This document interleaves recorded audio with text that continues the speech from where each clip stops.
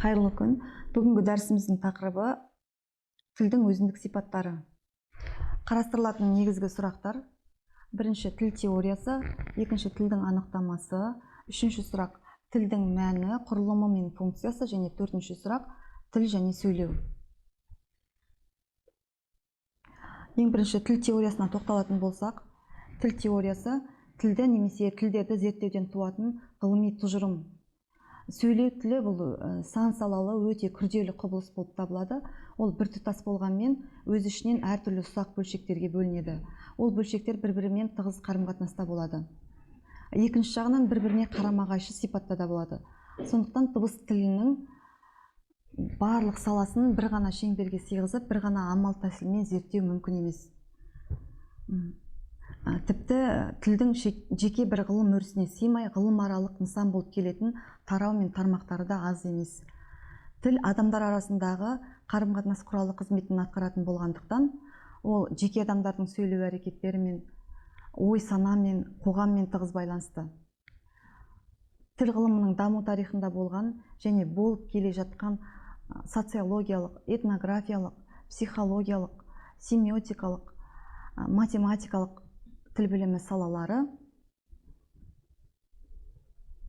бұлардың барлығының ортақ нысаны адамзаттың дыбыстық тілі.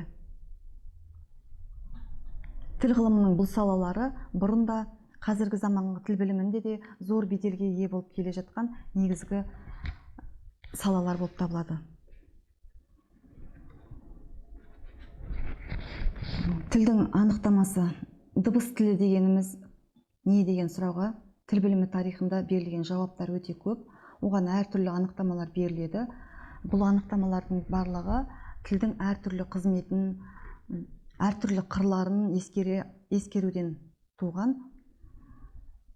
Осындай анықтамалардың көптігі бұл тілдің сан қырлы екенін, оның қызметінің де алуан түрлі екендігін көрсетеді. Ең алдымен тіл қарым-қатынас құралы болып саналады.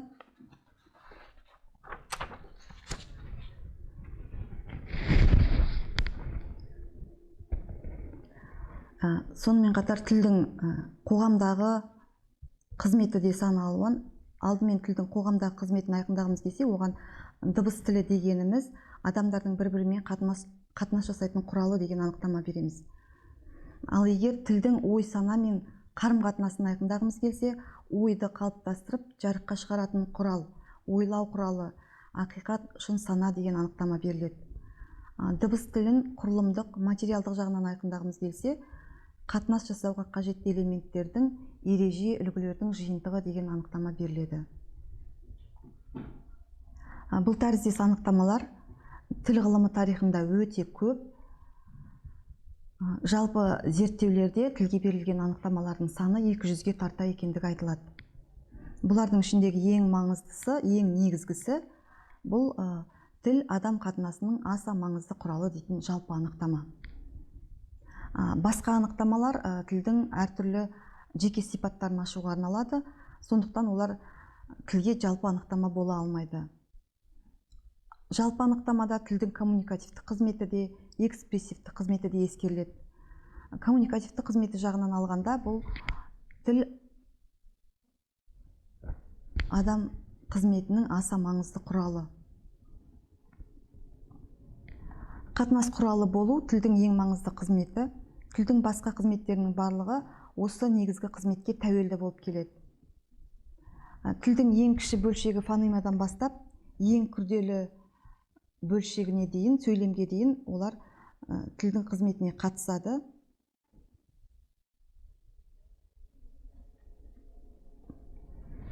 Және тілдің қызметін жүзеге асыру барысында бірте-бірте жетіліп, жаңарып отырады.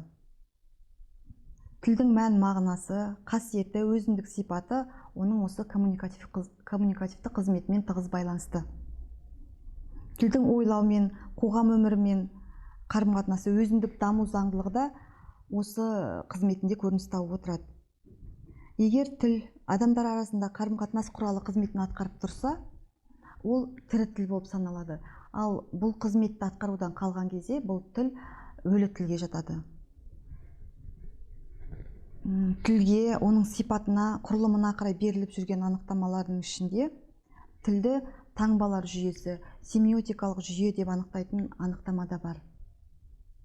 Тұтас алғанда тіл таңбалар жүйесі семиотикалық жүйе емес, өйткені семиотикалық таңбалар олар бір жақты, тек материалдық белгі болып қана саналады. Ал тілдік таңбалар екі жақты, оның материалдық жағымен қатар, оның мағыналық жағы да бар.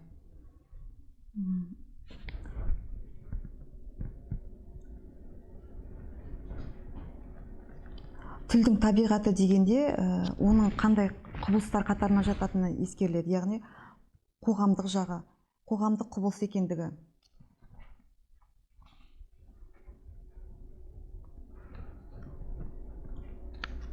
Осы жерде айта кететін нәрсе, тілдің пайда болуы туралы тіл білімі тарихында әртүрлі көзқарастар болды. Солардың бірі 17-18 ғасырда грек ойшылдары тарапынан жасалған келісім теориясы болды. Бұл келісім теориясы да тілдің әлеуметтік сипатын, жаңа қоғамдық қызметін дәлелдейді.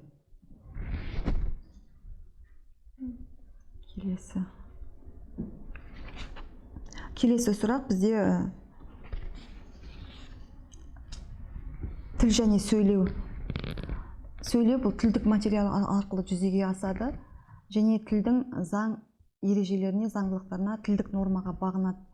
Тіл мен сөйлеу бір-бірімен ажырамас бірлікте. Тілсіз сөйлеу жоқ, және сөйлеу жоқ жерде тілде болмайды. Сөйлеу тілдің тіршілік ету, яғни өмір сүру формасы болып табылады. Сөйлеу әрекеті сөйлеу мүшелерінің артикуляциялар арқылы пайда болады. Сөйлеушінің айтқаны артикуляциялық жиынтық болады да, тыңдаушының еститіндері, қабылдайтындары бұл акустикалық жиынтыққа жатады. Сөйлеуші мен тыңдаушы бірін-бірі түсіну үшін екі жиынтық берік бірлікте болуы шарт. Яғни, мысалы, көз деген сөзді айтушы да, тыңдаушы да бір ғана мағынаны түсінуі керек. Айту мен есту арасындағы бірлік болмаса, ұғынысу, яғни қабылдау да болмайды. Сөйлеу дегеніміз бұл тілдік қатынас процесінде өз ойын басқаларға білдіру, басқаның ойын білу мақсатында қолдану деген сөз. Тілдің қоғамдық қызметінің өрісі өте кең, тіпті шексіз деуге болады. Бұл жағынан алғанда, ол басқа қоғамдық құбылыстардың бәрінен, мысалы өндірістен, техникадан, ғылымнан, ойлаудан ерекше болып саналады.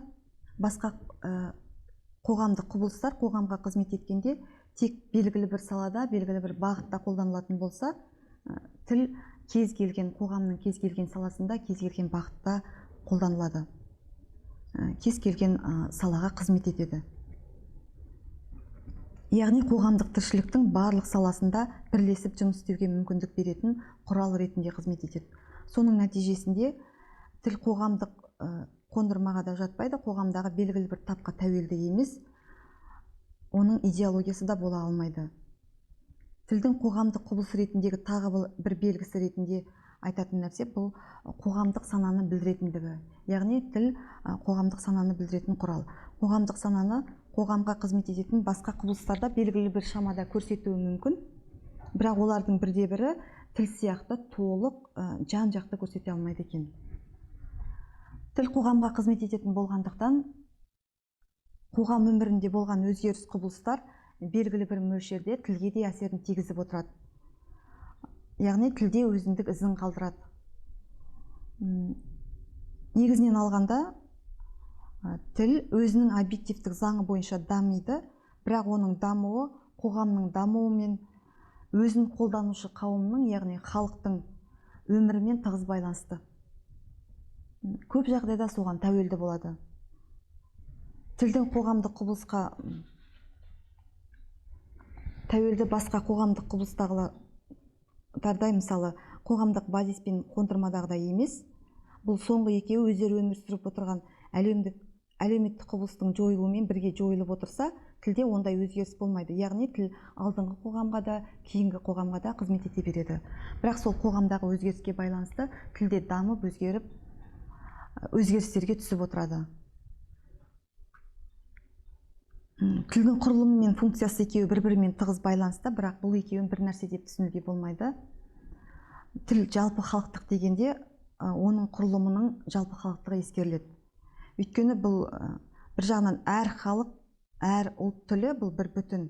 Ал қызметі жағынан алғанда тілде айырмашылық, өзгешелік кездесе береді.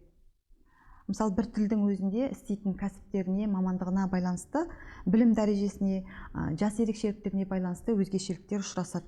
Әр әлеуметтік топтың өзіндік сөйлеу мәнері болады, өзіндік лексикондары болады, немесе әрбір аймақтың өзіндік диалектілері болады. Қоғамның әлеуметтік құрылысының тілге тигізетін әсері ең алдымен тілдің қызметінен анық көрінеді. Өйткені тілді қолданушы әлеуметтік топтар немесе таптар оған немқұрайлы қарамайды. Оның тілді, яғни өз талап тілектеріне, өздерінің әлеуметтік жағдайларына сәйкес қолдануға тырысады. Мұндай талап тілдің құрылымдық негізін өзгертпегенімен, оның функциялық құбылыстарына, өзгешеліктерге, әртүрлі жіктерге бөлшектелуіне әкеледі. Ондай бөлшектенулерге, мысалы, әлеуметтік лексиканы жатқызуға болады, жазу тілі мен ауызекі сөйлеу тілді жатқыза аламыз, немесе жергілікті диалект мен әдеби тілді жатқызуға болады екен.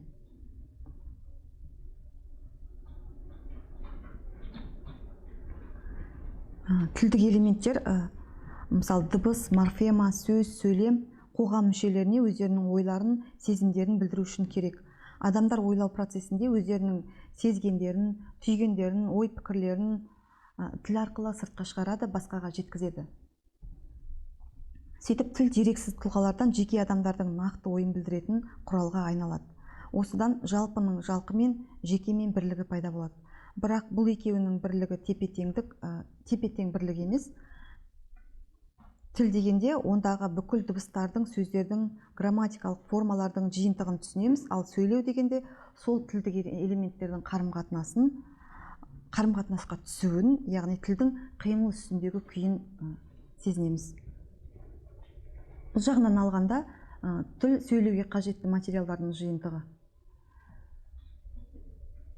Тілдік материалдарда, тілдік заң ережелер мен нормаларда жалпы халықтық, қоғамдық болса, ал сөйлеу тілдік материалдарға, жаңағы тілдік нормаларға тәуелді болады.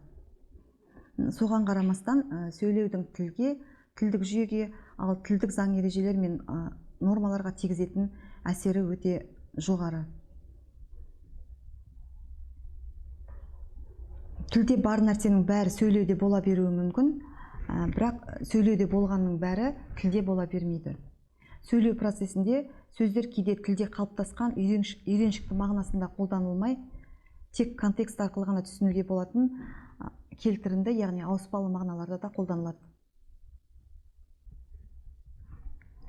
Тіл мен сөйлеу арасындағы өзгешелік ол жеке адамдардың сөйлеу шеберлігіне, даралығына ғана емес, әлдеқайда күрделі факторларға байланысты.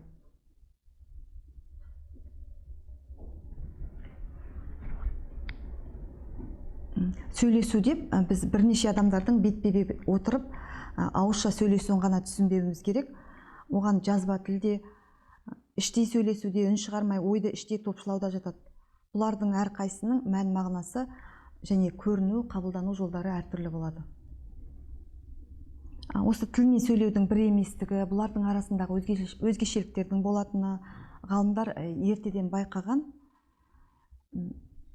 Бұл екі құбылыстың өзіндік ерекшеліктерін жете ашып, екі түрлі мәселе етіп қарастырмағанмен де, сөйлеу мен тілдің бір еместігі 19 ғасырда өмір сүрген Гумбольдт, Штейнталь, Шухарт сияқты ғалымдардың зерттеулерінде, пікірлерінде айтылады.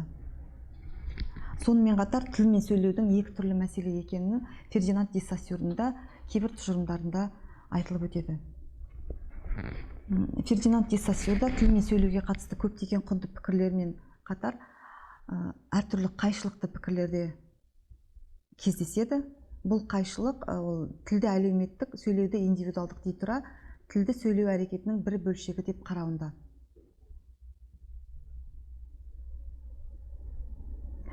Фердинанд де Сассюрдың бұл айтылған пікіріндегі қайшылықтар бұдан кейінгі ғалымдардың зерттеулерінде де әртүрлі көзқарастар туғызды. Осыған байланысты ғалымдар арасында екі түрлі пікірді ұстанушылар болды.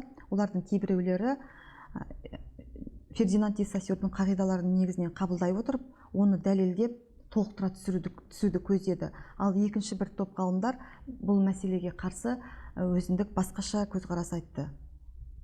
Яғни дескриптивтік лингвистиканың өкілдері тіл мен сөйлеудің арасына шек қойып, оны екі түрлі мәселе етіп қарастыруды мүлде қажеті жоқ деп есептейді. Бір-біріне қайшы пікірлердің барлығына қарамастан, тіл мен сөйлеудің арасында бірлік бар, және бұл бірлікті айқындау, бірлік пен өзгешелікті айқындау қазіргі заман тіл біліміндегі өзекті мәселелердің бірі болып саналады.